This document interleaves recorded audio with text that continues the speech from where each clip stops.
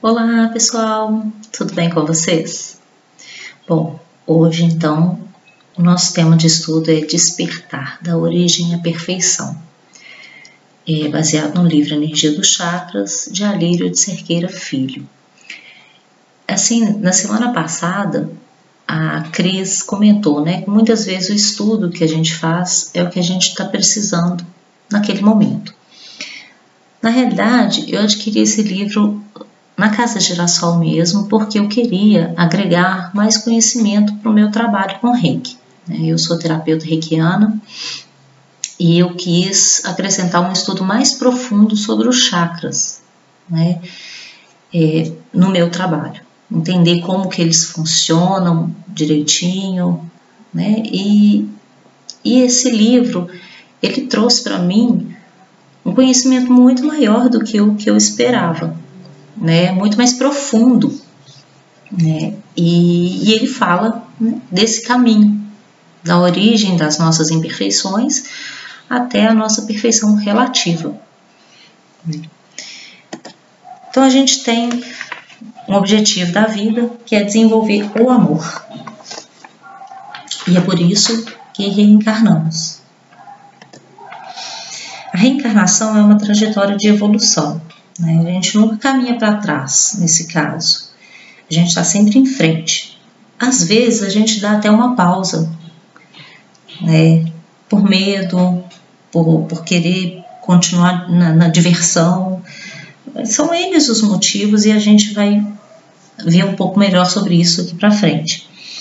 Mas aí, durante essa pausa, a gente percebe, a gente recebe muito as chamadas para a nossa evolução, para a gente continuar essa caminhada. E é quando a evolução vem através da dor, que a gente às vezes não aceita muito, mas aí a gente vai entender um pouquinho melhor por que a gente entra nesse caminho da dor. O que os chakras têm a ver com esse despertar do ser? Os chakras, eles nos guiam. Eles são centros de energia, ou rodas de energia, e nós temos vários espalhados pelo corpo, mas esses 7 que estão na ilustração, eles são os principais. Eles descem no topo da cabeça até o fim da nossa coluna vertebral, e a principal função deles é receber energia vital pelo chakra coronário, esse lilás no topo, e distribuir pelo nosso organismo, mantendo a gente em equilíbrio,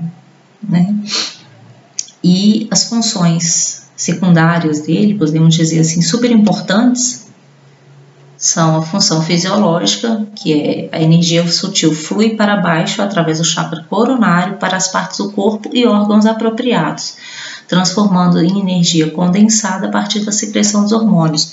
O que é isso? É referente ao funcionamento do nosso organismo. Quando a gente está em equilíbrio, a gente está saudável, e quando a gente está em desequilíbrio, vem a doença. E a outra função é a espiritual, que são os atributos fundamentais para o processo de desenvolvimento da criatura humana. É essa função que a gente vai conversar mais aqui. E aí, esses atributos são os seguintes. Ligado ao chakra base é a segurança, o chakra umbilical é o prazer, o plexo solar é o poder, o chakra cardíaco é o amor, o laríngeo é o conhecimento, o frontal é a intuição e o coronário é a transcendência. Então vamos lá conhecer um pouco melhor sobre isso. Na segurança, o chakra base, a segurança significa o quê? Autoconfiança, aprender com os erros e os acertos, A gente tem um medo natural do desconhecido e está ligado ao nosso instinto de preservação. Mas, por exemplo, uma pessoa que está com esse chakra alinhado, em equilíbrio, quando surge algum problema, alguma dificuldade na vida dela, ela consegue resolver esse problema com segurança, com tranquilidade. Ela tem ali aquele instinto de preservação, então ela tem vamos colocar como se fosse assim, um pezinho atrás, mas ela sabe resolver, ela sabe que o problema existe, ela tem consciência disso, então ela não tampa só com a peneira ou não faz estardalhaço por causa disso, ela segue em frente, né?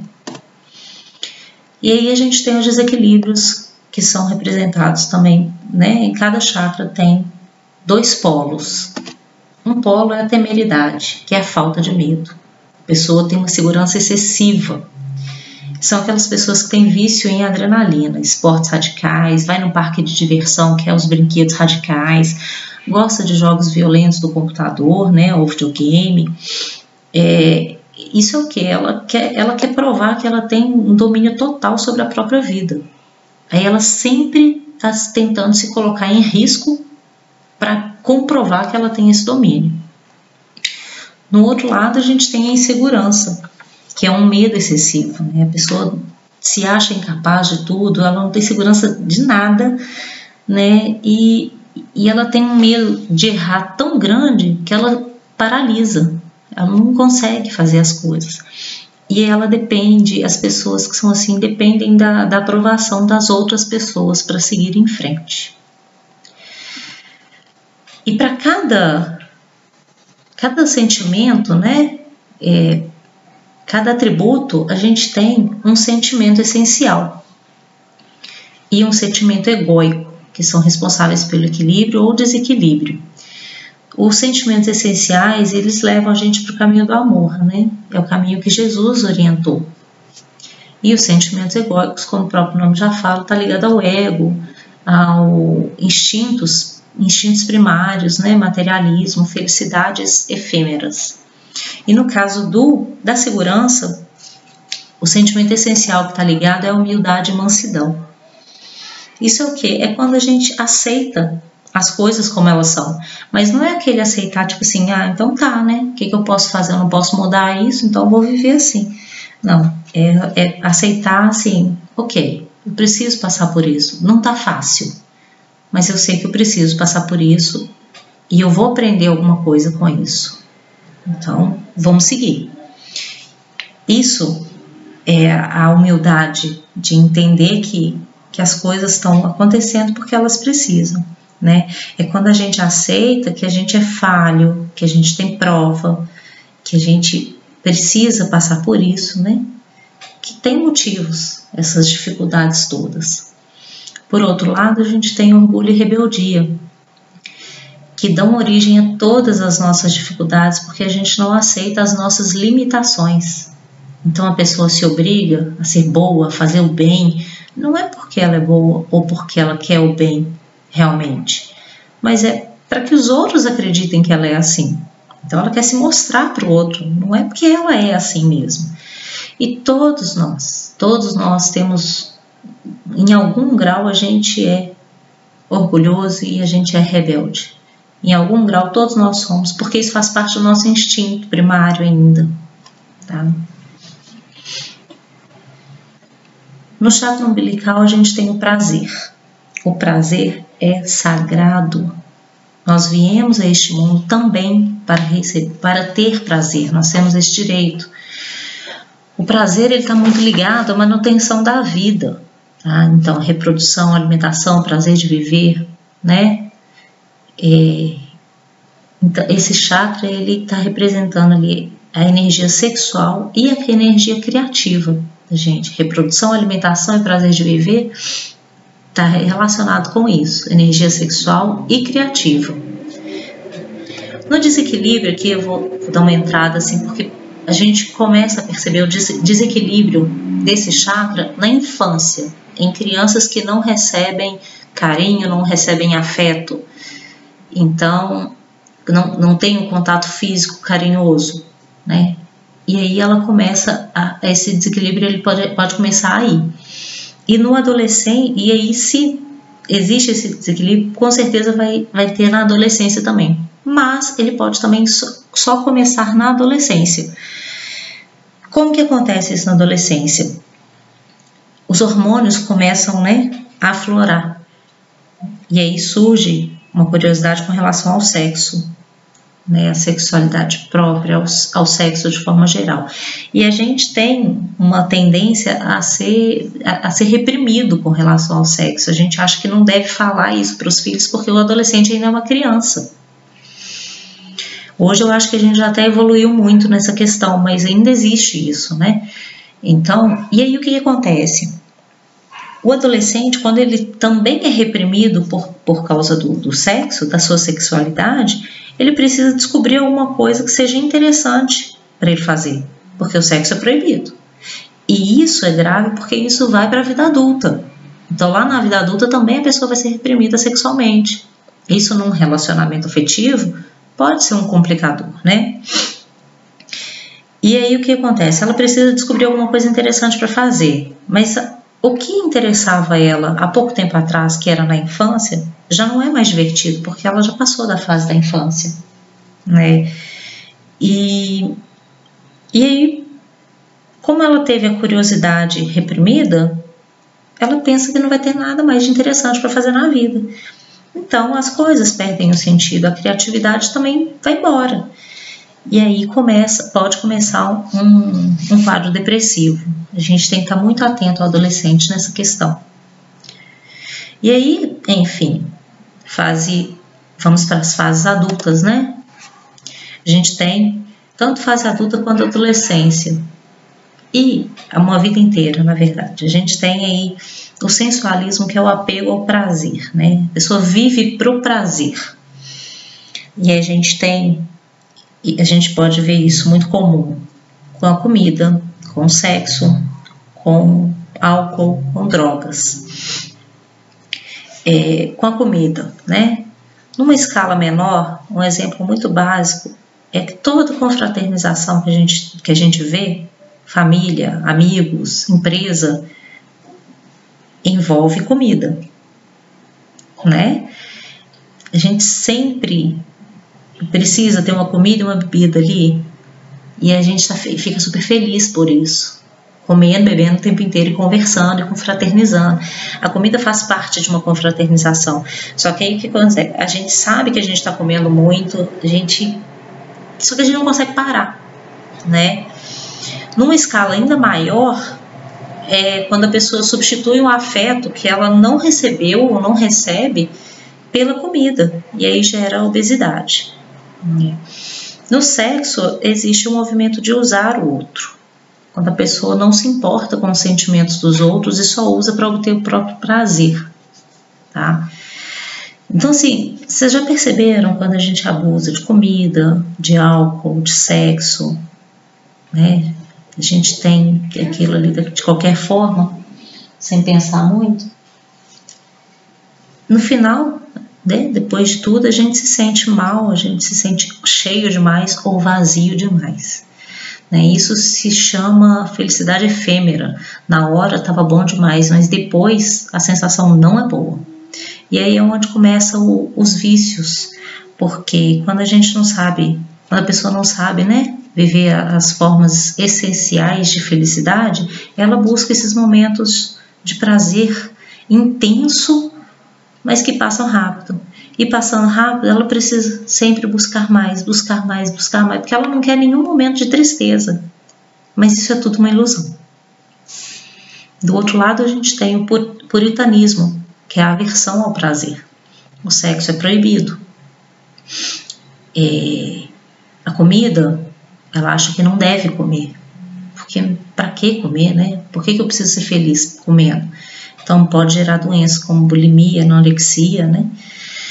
E amigos, conhecer pessoas novas, eu não mereço isso, então eu não vou, né? E a negação do prazer, ela gera desinteresse pela vida, que gera depressão, que gera suicídio. Então o sentimento essencial ligado ao prazer é a gratidão. Quando a gente reconhece, né, que a gente é criatura, criada para a felicidade, para o prazer, né? E aí a gente consegue ser grato pelas mínimas coisas que acontecem na vida da gente. Um amigo, a família, um bom livro, um bom filme, um passeio junto à natureza, aquelas pequenas coisas que a natureza traz para a gente, um passarinho, uma flor bonita, né? Quando a gente cria alguma coisa que é útil para o outro, né? Para várias pessoas, e até mesmo quando a gente reconhece que alguma coisa que aconteceu pra gente e que na nossa opinião não foi legal, mas tem algum significado dentro da nossa evolução. Então, quando a gente começa a perceber isso dessa forma, a gente está trabalhando muito bem o nosso chakra, né, umbilical. E aí, lembrando também que com equilíbrio, a relação sexual e uma boa comida fazem parte dessa lista de gratidão também, né? Porque nos dão momentos de prazer com equilíbrio. Por outro lado, a gente tem a ingratidão, que é quando a gente pensa que merece mais do que a gente tem, ou quando a gente acha que é mais do que realmente a gente é, que a gente é melhor, né? Ou quando a gente acha que não merece aquilo que a gente está vivenciando, que é tipo, né? Eu não mereço isso, é injusto comigo. Aí a gente não reconhece que na realidade isso não é por acaso, é uma necessidade da gente viver isso. No plexo solar a gente tem o poder, que está ligado à manutenção da vida, o nosso poder de escolha, né? Eu coloquei na imagem essa mãe segurando a mão da filha e seguindo um caminho. Ela fez uma escolha, ela se sentiu, ela teve poder de fazer uma escolha, né? O que eu acho bonito nessa imagem é o caminho e ela levando alguém com ela com amor, né? Então, assim, isso fala muito disso mesmo, como conduzir a nossa própria vida, como escolher os nossos caminhos. Quando a gente tem essa capacidade de fazer isso tranquilamente. As pessoas com esse poder, elas são as pessoas com características de liderança, né? Elas conseguem guiar os outros. No desequilíbrio, a gente tem, de um lado, a onipotência e a prepotência, que a gente infelizmente reconhece muito disso, né, em relacionamentos amorosos, relacionamentos no geral, mas principalmente os amorosos. A onipotência é quando a pessoa acha que ela tem um superpoder, ela se acha mais forte, mais inteligente, mais capaz. E aí, com isso, ela acha que ela pode e deve controlar a vida do outro, né, porque ela acha que sabe o que é melhor. Na prepotência tem o uso de força e de subjugação. Física ou mental ou psicológica. A pessoa prepotente, ela faz com que o outro mude o seu modo de ser para atender às próprias vontades, não pensa no outro, né? A onipotência e a prepotência estão sempre juntas, tá? E tem a impotência, que é do outro lado, que é dar o poder ao outro sobre si mesmo. Tipo assim, um modelo simples, né? Um exemplo simples, quando a gente fala assim, nossa, você me irrita. Por que a gente dá o poder pro outro de irritar a gente? Mas quando você fala assim, eu me sinto tão irritada quando você faz isso, aí você assume o controle do que você está sentindo. Então você pode decidir o que é que você vai fazer com esse sentimento, né? Se você vai continuar irritado e dar poder pro outro, ou se você vai tomar o seu poder e falar, não vou me irritar com isso. É muito difícil trabalhar essa questão, né? Ela é muito básica. É bom quando a gente percebe que é isso, né? Mas é muito difícil. E assim, é importante também a gente saber que ninguém é tão incapaz a ponto de não ter poder nenhum, né? E aí vocês percebem como que a impotência e a prepotência estão totalmente conectadas com os desequilíbrios do prazer, porque só tem um prepotente, né, que subjuga o outro, se tiver um impotente que se deixa subjugar, né? Se não for isso, não tem essa relação. Aqui temos a aceitação. É quando a gente aceita as nossas limitações, a gente sabe que a gente não pode ter tudo, porque a gente é criatura criada por Deus, né? E mesmo quando a gente se tornar espírito puro, a gente ainda vai ser limitado, porque só Deus é absoluto, só Deus é onipotente. Do outro lado, a gente tem a inaceitação, que é um complexo de inferioridade, que aí pega os dois, tanto o prepotente quanto o impotente. Como que isso acontece? Os dois não aceitam, as pessoas não aceitam que elas que elas não têm esse poder. Elas não aceitam que elas não têm o poder absoluto. E eles desejam isso. Só que sabem que nunca tem. E aí o onipotente, o prepotente faz o quê? Ele cria uma pseudo-superioridade e decide que pode tudo. E o impotente se rebaixa. Decide que não é capaz de fazer nada. Né?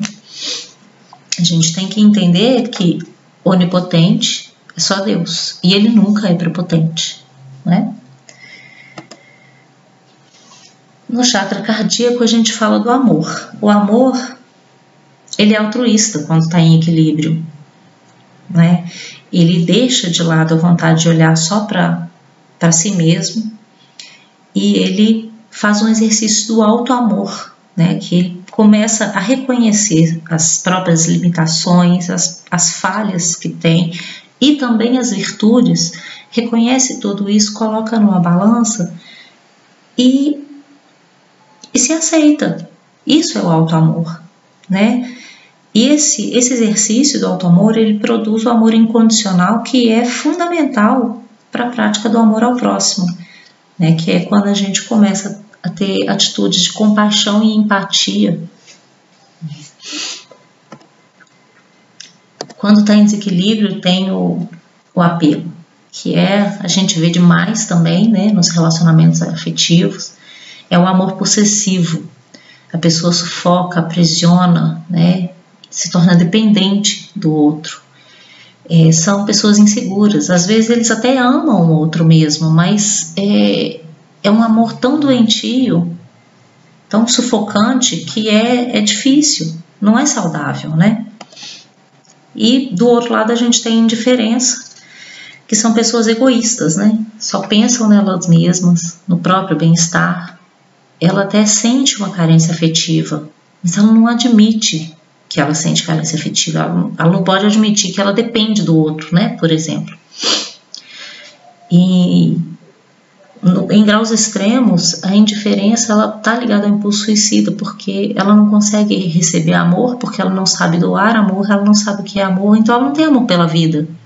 Então pode estar ligado ao impulso suicida também.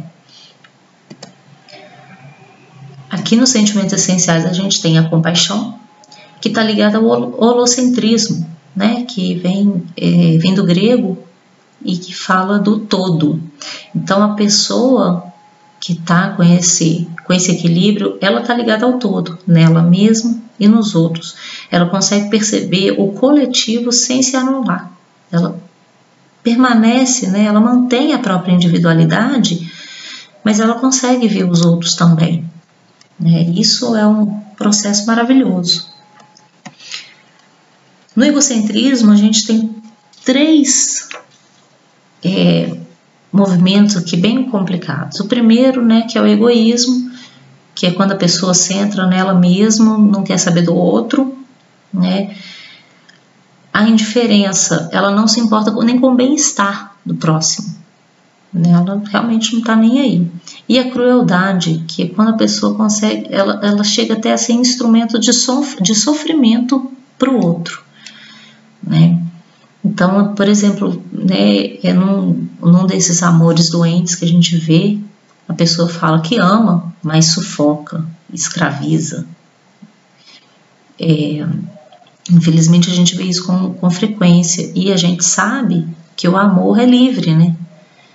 Se uma pessoa te ama, ela não vai embora. Então por que você precisa prender? Por que você precisa sufocar, escravizar? Não faz sentido. No chakra laríngeo a gente fala do conhecimento, que é sabedoria, comunicação e exercício da vontade. O que é isso? Comunicação é quando você adquire a sabedoria, o conhecimento, né? E compartilha. Então você comunica. O exercício da vontade é quando você caminha para o autoconhecimento. Por quê? Porque o aprendizado, ele te leva para o autoconhecimento. Ele te leva para a percepção das próprias dificuldades interiores e te gera um aumento de vontade, de autodomínio e de autotransformação. E você se torna capaz desse processo do autodomínio e da autotransformação. Você se liberta das dificuldades e percebe a verdadeira felicidade. Então, é um processo muito bonito esse do autoconhecimento, né? Em desequilíbrio, a gente tem o abuso do conhecimento, que está muito ligado à prepotência, que é o mesmo,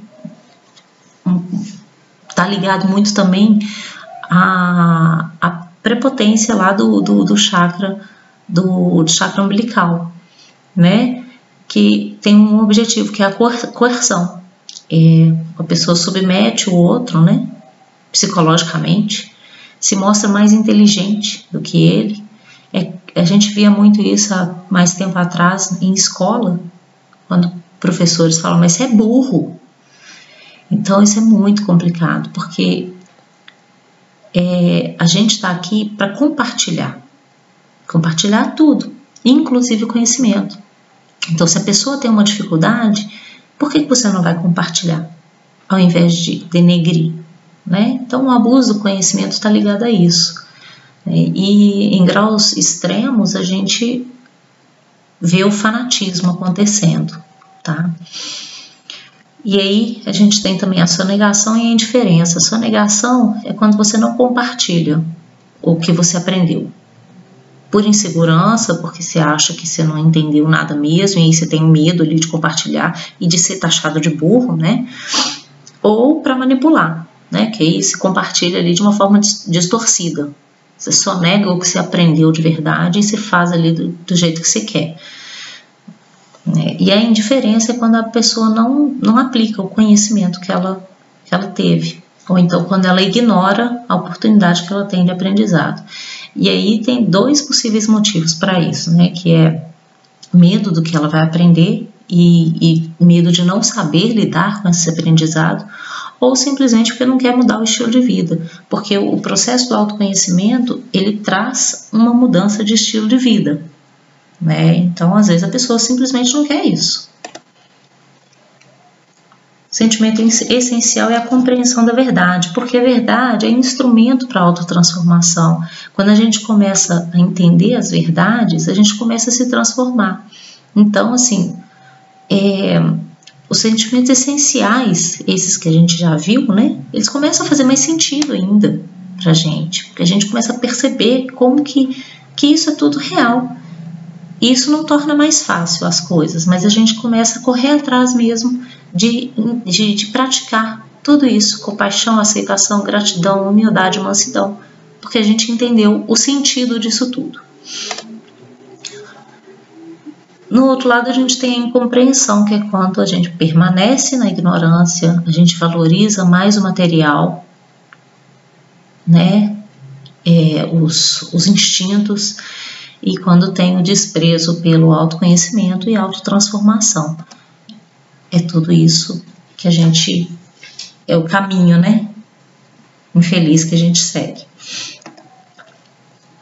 O nosso terceiro olho, que é o chakra frontal, ele é responsável pela inspiração e intuição, né?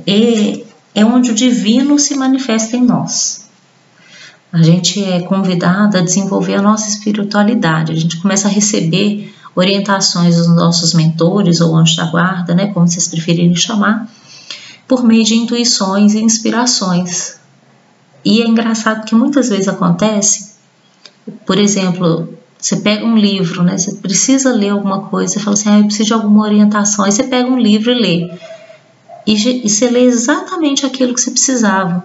E às vezes é um livro qualquer, mas você abre numa página qualquer e tá ali um parágrafo que fala justamente daquilo que você está sentindo, né?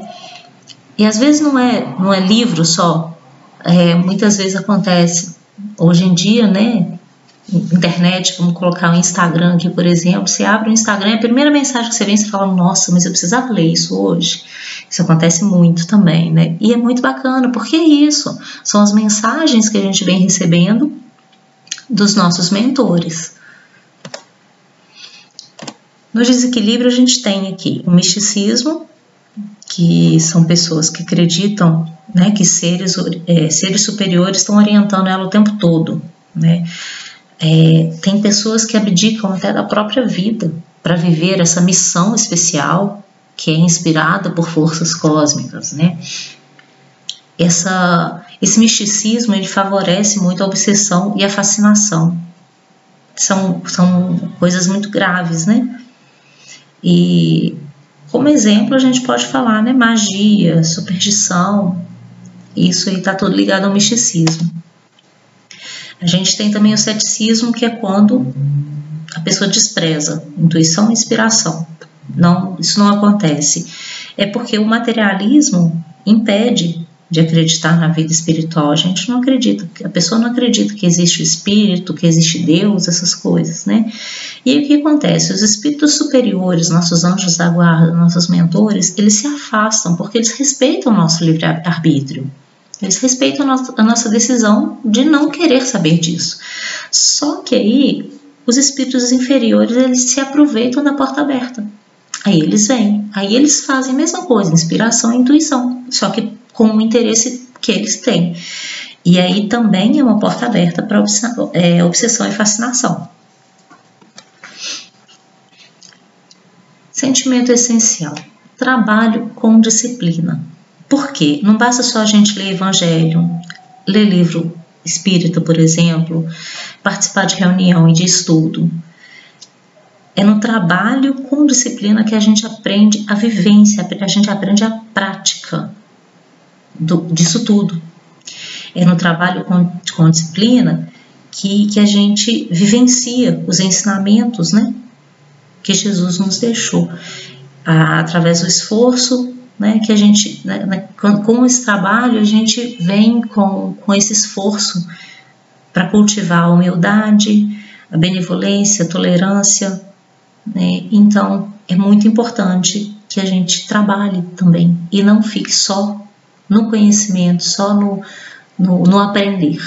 O aprender tem que ter prática, e isso vale para tudo, não é? Quando você está fazendo uma faculdade, você não tem que praticar, na maior parte das vezes não tem que fazer um estágio. Então é isso, a gente tem que praticar também. No egóico a gente tem inatividade e indisciplina. O que é isso? Cada encarnação a gente se planeja para uma tarefa. A gente não consegue concluir essa tarefa. A gente pode evoluir bastante, mas é raro, né, a gente conseguir concluir a tarefa para que a gente veio. Então, assim, muitas vezes a gente foge por ter medo do que está acontecendo ali ou porque a gente não quer compromissos com a tarefa. Né? Então, assim, por exemplo, quando a gente vem com uma missão, uma tarefa ligada ao espiritual e a gente foge dela, por quê? Porque você chega lá no lugar e tem um horário para fazer tal coisa, tem as tarefas que tem que fazer, você tem que ter uma seriedade, tem um monte de exigência, né? Então, por exemplo, uma casa espírita tem tarefas com trabalhos voluntários, né? São trabalhos sérios, tem data, tem horário para cumprir, você lida com pessoas, né? E às vezes a gente até quer participar de uma coisa ou outra dessas tarefas, mas a gente não quer se comprometer, porque vai sair da zona de conforto. Só que é importante ter esse compromisso, porque esses trabalhos voluntários, eles ajudam a gente nessa autotransformação, nesse autoconhecimento. Então é importante sim a gente trabalhar, né?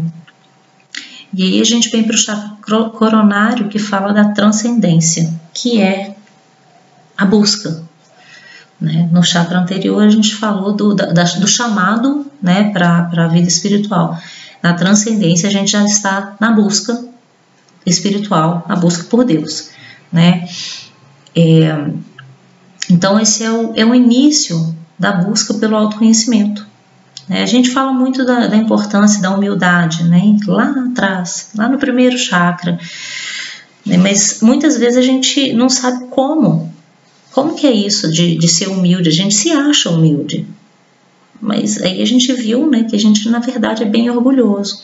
Então, às vezes a gente fala que o primeiro passo para essa autotransformação é a humildade, mas eu falo que o primeiro passo para a gente buscar autotransformação é na transcendência, né? Porque quando você busca, quando você vai, né, inicia essa busca do seu eu superior, da sua divindade, né, da sua comunhão com Deus, aí você começa a aprender sobre humildade, caridade, empatia. E aí, com esse trabalho, né, disciplinado, que você vai começar a aprender a se conhecer de verdade. E é muito importante também o famoso orai e vigiai, né? Porque quando a gente começa a busca espiritual, é muito importante orai e vigiai. Esse caminho, né, do trabalho, da busca espiritual, do orai e vigiai, é o caminho que nos leva ao amor. E é importante a gente lembrar, é um caminho longo, é um caminho árduo, e a gente está bem no início dele, mas a busca vale a pena, né? Na parte dos desequilíbrios agora, eu vou falar mais particularmente sobre a pessoa que está exercendo a mediunidade, tá? O que está estudando, o que está exercendo mesmo, praticando, né? Então a gente tem que o abuso das funções psíquicas, né? É um mau uso da mediunidade. Ela usa para praticar o mal ou para obter proveito próprio, né? A gente vê bastante isso também, infelizmente. Só que isso é uma prática que gera dívidas grandes para a própria pessoa que está praticando e para os espíritos inferiores envolvidos. Isso gera dívidas para essa encarnação e para encarnações futuras também. E o desprezo das funções psíquicas é quando a pessoa é muito materialista e não aceita a espiritualidade, né? Então, um exemplo muito legal é o filme Doutor Estranho. Vocês já assistiram? Eu recomendo. Eu recomendo que vocês vejam o filme com esse olhar da transcendência, né?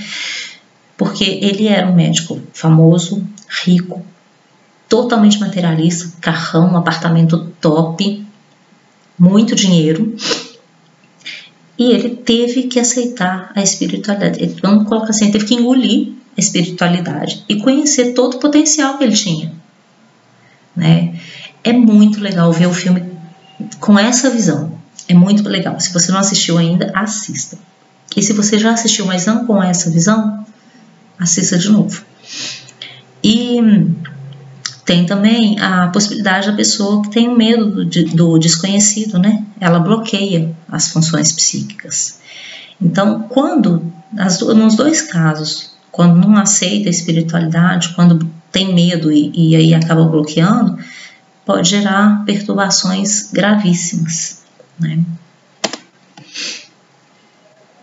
Aqui a gente fala da entrega. Da mesma forma que eu falei, né, que a busca da transcendência leva a gente para a humildade, o sentimento é igual. A entrega só acontece se tiver segurança, né? Então você tem certeza de que existe Deus, então você se entrega. Você tem certeza de que você é acompanhado por anjos da guarda, por mentores, né, espíritos superiores, você se entrega. E aí, quando você confia no local que você frequenta, né, nas pessoas com quem você trabalha, numa mesa mediúnica, por exemplo, sabendo que todos nós somos imperfeitos, todos que estão ali são imperfeitos em busca de uma evolução. Quando você confia nisso, você se entrega, né? Do outro lado, a gente tem a resistência, que é quando você tem medo, a pessoa tem medo do desconhecido, ela fica insegura, não acredita em Deus, não confia que tem uma proteção, e também porque não quer as responsabilidades que vêm com um trabalho mediúnico, com um trabalho de evolução, né? Então, aí vem a resistência. E aí eu não sei se vocês notaram, né, mas os nossos chakras estão completamente interligados. Eles formam duas tríades. A tríade fisiológica, a gente nota que segurança, prazer e poder estão totalmente ligados a um instinto, ao material, né? É um instinto de preservação. E a tríade espiritual, que é a transcendência, intuição e conhecimento, estão levando à espiritualidade, né? E o amor?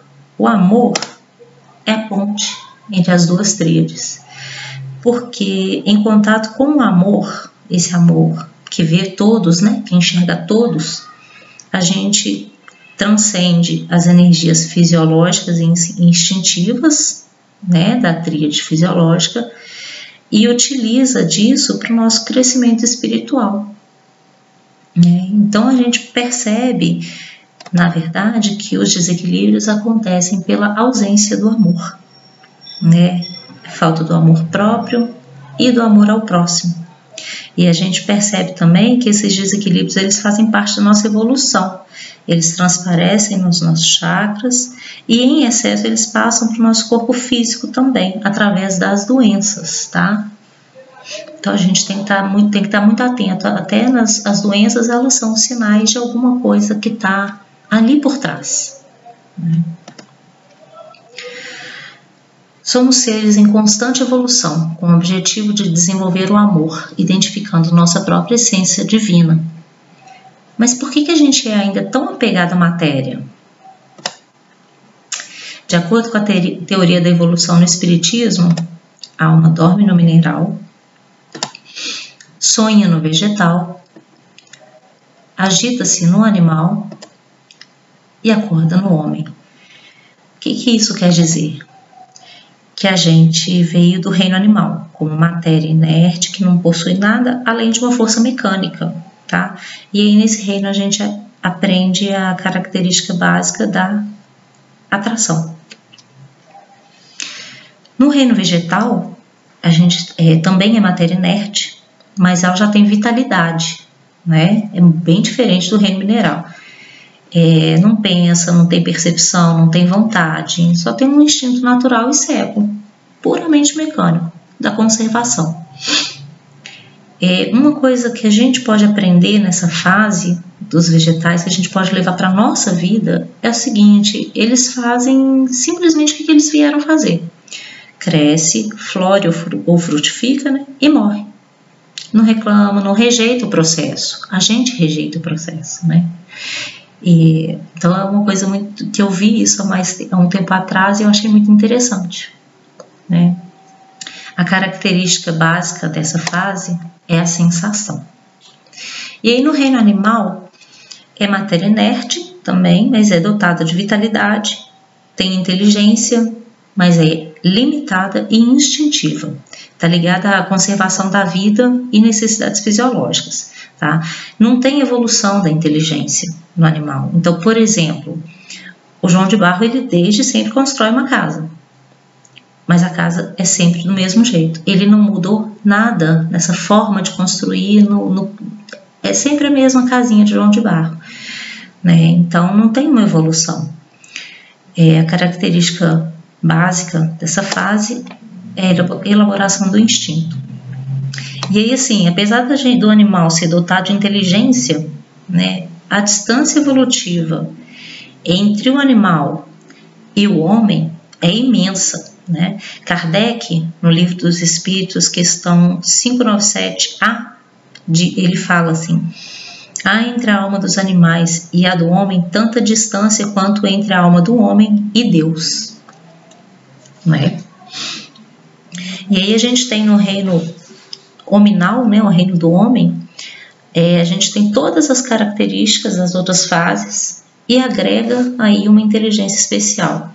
Essa inteligência vem do espírito, né, que quando encarna no homem, ele transmite ali o princípio intelectual e moral. É isso que nos torna superior aos animais. O princípio intelectual e o moral, né? A característica dessa fase é o aparecimento da razão, que é trabalhada no pensamento contínuo, no livre-arbítrio e na responsabilidade moral. E assim, mesmo tendo essa distância imensa entre os homens, entre os animais e os homens, né, a gente mantém os instintos que a gente conheceu nessa fase animal. Por isso que a gente é instintivo e materialista, né? A intenção é que a cada nova encarnação a gente possa se libertar cada vez mais do materialismo, nos ligando mais ainda ao nosso divino, nos ligando mais ainda a Deus. O próximo reino, dentro desse quadro de evolução, seria o reino angélico, onde nós nos tornamos livres da matéria. E a gente está bem distante dele ainda. Então, vocês conseguem então compreender a nossa origem materialista lá nos reinos lá atrás, né? E o nosso objetivo de perfeição no amor, né? Embora continuemos a ter nossas limitações, ficamos conscientes da necessidade de autotransformação, de trabalhar por admitir e superar as nossas deficiências. Reconhecer as nossas falhas é importante nesse processo de autoconhecimento e transcendência, né? Deus nos dá ferramentas assim, preciosíssimas para esse processo, e uma delas é o amor. Ela parece ser a mais fácil, porque é mais bonita, né? Todo mundo gosta do que é bonito. Mas ela é muito difícil ainda, porque a gente ainda é muito apegado ao materialismo, a gente ainda é muito apegado aos prazeres efêmeros, né?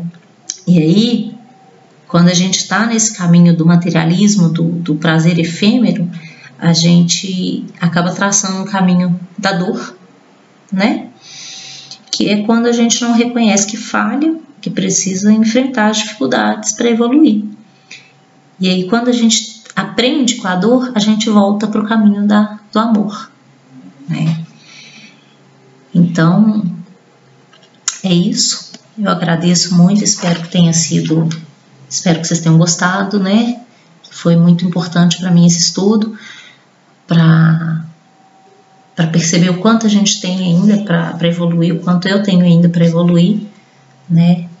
E é isso. Vocês podem deixar aí comentários, dúvidas, se quiserem, e a gente vai respondendo, tá ok?